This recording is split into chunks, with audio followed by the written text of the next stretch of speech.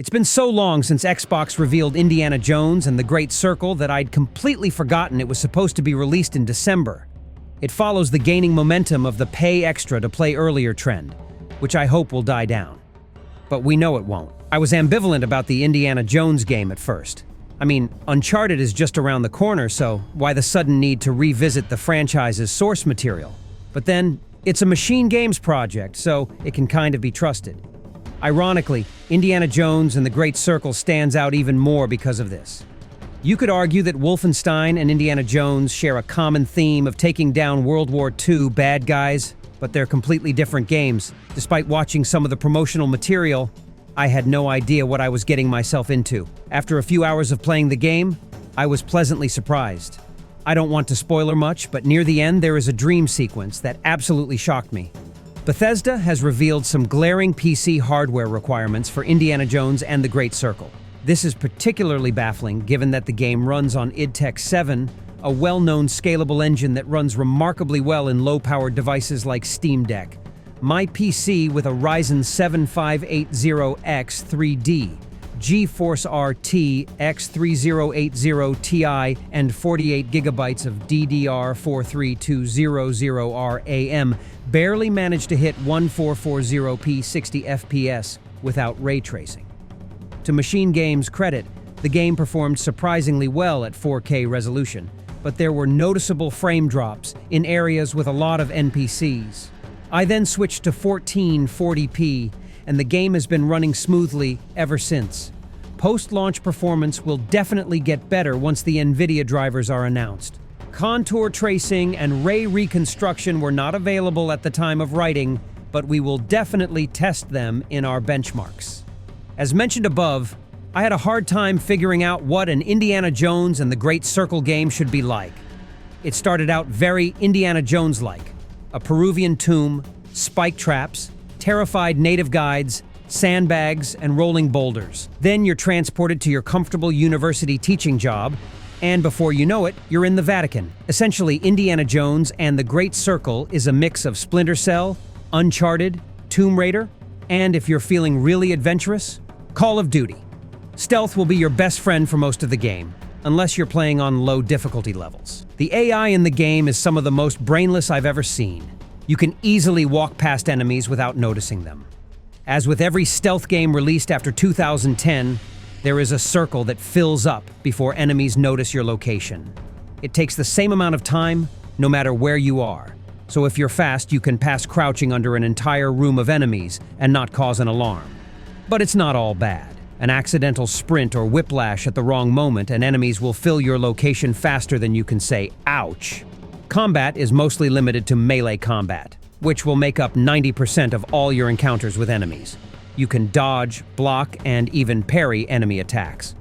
Overall, it's similar to Cyberpunk 2077's boxing mechanics, but here you have the ability to whip your whip from time to time. Some enemies will fire their weapons at you, so be on your guard. You also have the ability to occasionally snatch an enemy's weapon and open fire. The game even gives you the iconic Indiana revolver for the worst-case scenario. However, ammo is scarce, so you should only resort to guns when there is no other option. Basically, combat should be avoided wherever possible, but there are some scenarios where it's unavoidable. And that's a good thing, because you can't afford to get too complacent and completely disregard the combat mechanics. When you're not avoiding enemies or fighting, you're racking your brain solving puzzles. There are a great number of them in the game, and some of them are true puzzles. Although you can adjust their difficulty, I would recommend you leave them as they are. In Vatican City, you will have to decipher symbols, often using a cipher. In Giza, you will be reflecting light using a mirror, and the last region will have a lot of water. Passing involves a lot of jumping, swinging, climbing, swimming, and swinging. Your whip will be your best friend here, doubling as leverage and rope. And yes, the game subtly guides you by using white paint.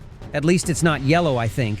If that wasn't enough, God of War Ragnarok also features a trope of NPCs shouting out solutions. You can't disable either of these, but I hope a future update will allow you to.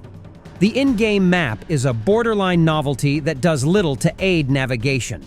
Fast travel exists, but in a rudimentary form, in the form of street signs. You'll have to get a feel for the map and memorize important places to make it easier to get around. This is the hallmark of good game design, because the locations will stay with you long after you've played the game. Questionable combat aside, the level design in Indiana Jones and the Great Circle is flawless. You have 3 regions to explore: the Vatican in Italy, Gizeh in Egypt, and Sukhothai in Southeast Asia. The maps are intricate and repetitive, similar to what you'll see in a game from Software. Yeah. Machine Games claims that the locations are historically accurate, right down to the street layout. You could spend a dozen hours exploring just the Vatican and still be left with a mystery or two. Trophy hunters will spend an entire day exploring every corner in search of every conceivable collectible, and most players will almost certainly need a guide. Unlike the open-world foul-ups put out by some studios, Indiana Jones and the Great Circle is a carefully crafted, handcrafted experience, and I'm all for that. There's a lot of side content in the game, most of which you'll have to unlock on your own. In general, it can be divided into 4 categories: adventures, story quest, field quests, side quests, puzzles in one location, and discoveries, secret items.